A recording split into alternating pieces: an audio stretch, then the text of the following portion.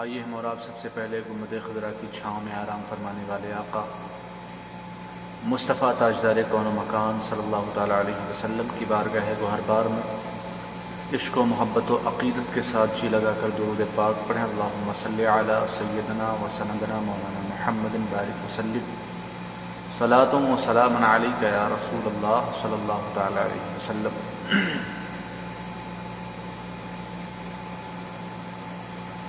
اللہ رب العزت کی ذات کا انکار کرنے والے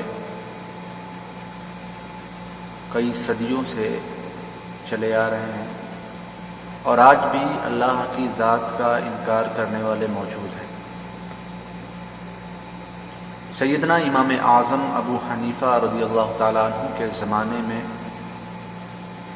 ایک دہریہ جو اللہ کی ذات سے انکار کرتا تھا کہ اللہ کی ذات نہیں ہے، اللہ نہیں ہے، یہ زمین، یہ آسمان، یہ ستارے، یہ سورج، یہ چاند، ساری چیزیں اپنی مرضی سے چلتی ہیں، اس کا چلانے والا کوئی نہیں ہے۔ جب یہ بات سیدنا امام اعظم ابو حنیفہ رضی اللہ تعالیٰ عنہ کے پاس پہنچی تو آپ نے اس دہریے سے مناظرہ رکھا، اس لیے کہ ہم اہل سنت والجماعت کا عقیدہ ہے، مسلمانوں کا عقیدہ ہے کہ اللہ کی ذات ہے، اسی کی ذات ہے جو یہ دنیا کے سارے نظام کو چلاتی ہے۔ سورج کا نکالنا، چاند کا نکالنا، بارش کا برسانا، رات اور دن کا کرنا، یہ سب اللہ رب العزت کی ذات ہی کر سکتی ہے، اس کے علاوہ کوئی کچھ نہیں، اس کے علاوہ نہیں کر سکتی۔ اللہ رب العزت قرآن بلیغ میں ارشاد فرماتا ہے قل هو اللہ احد،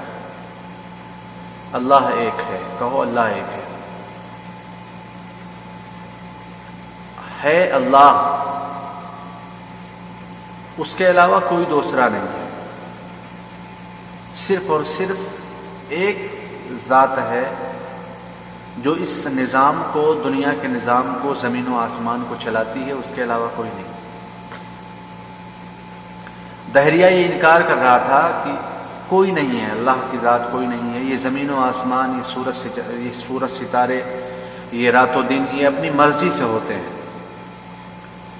اس میں کسی کا کوئی عمل دخل نہیں ہے۔ یہ نظام جو دنیا کا نظام چل رہا ہے یہ اپنی مرضی سے چلتا ہے۔ امام اعظم ابو حنیفہ رضی اللہ تعالیٰ عنہ کے پاس جب یہ بات پہنچی تو آپ نے مناظرہ مقرر فرمایا، دن اور تاریخ فکس ہوئی۔ جس دن مناظرہ تھا، ظاہر سی بات ہے جب مناظرہ ہوتا ہے، علم داں حضرات جانتے ہوں گے کہ وہاں پر اپنے بھی موجود ہوتے ہیں اور پرائے بھی موجود ہوتے ہیں، دوست بھی موجود ہوتے ہیں، دشمن بھی موجود ہوتے ہیں۔ دوست تو اس فراق میں موجود ہوتے ہیں کہ آپ پر کوئی آنچ نہ آنے پائے، آپ پر کوئی پریشانی نہ آنے پائے، اور جو دشمن ہوتے ہیں، جو مخالف ہوتے ہیں، وہ اس فراق میں ہوتے ہیں کہ ان کو جیسے ہی شکست ملے ویسے ہم ان کا مذاق اڑانا شروع کر دیں۔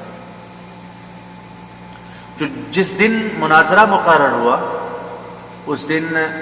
سیدنا امام اعظم ابو حنیفہ رضی اللہ تعالیٰ عنہ تھوڑا سا تاخیر کر کے آتے ہیں،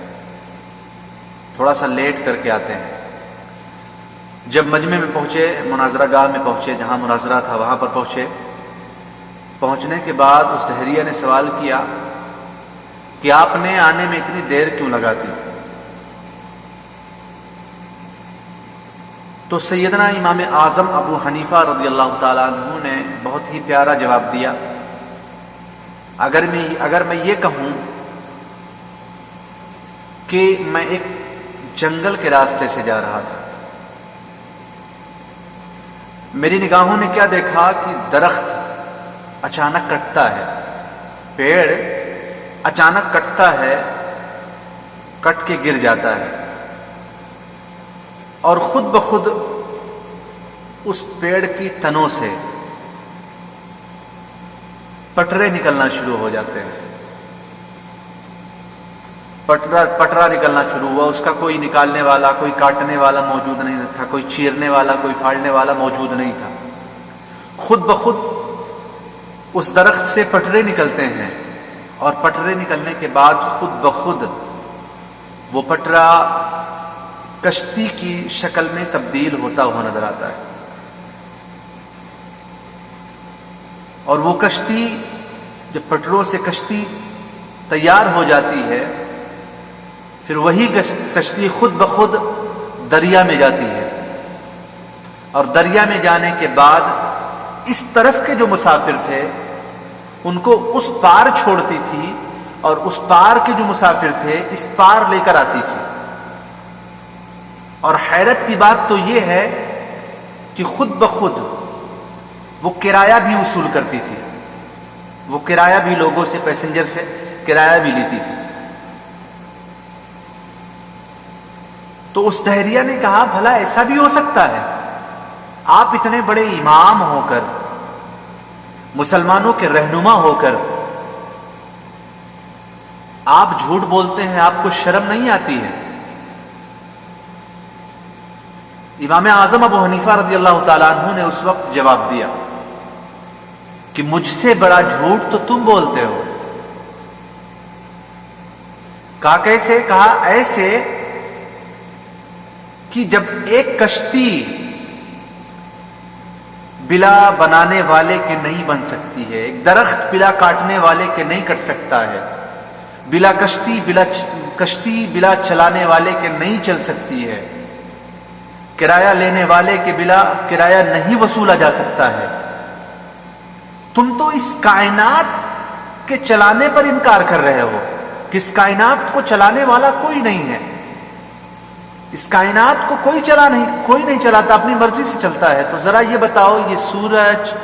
یہ زمین، یہ آسمان، یہ ستارے، یہ رات و دن، یہ بارش کا ہونا، یہ اپنی مرضی سے کیسے ہو سکتا ہے؟ جب ایک کشتی بلا چلانے والے کے نہیں چل سکتی ہے تو یہ پوری کائنات کا جو نظام چل رہا ہے، یہ نظام بلا چلانے والے کے کیسے چل سکتا ہے؟ جب اس دہریہ نے یہ جواب سنا تو دم بخود رہ گیا، اور کلمہ پڑھتا ہے، کلمہ پڑھ کے اسلام میں داخل ہو جاتا ہے۔ تو اس بات سے یہ پتہ چلتا ہے کہ جب ایک کشتی بلا چلانے والے کے نہیں چل سکتی ہے تو یہ ساری کائنات، اتنا بڑا وجود جو چل رہا ہے، یہ بلا چلانے والے کے نہیں چل سکتا ہے۔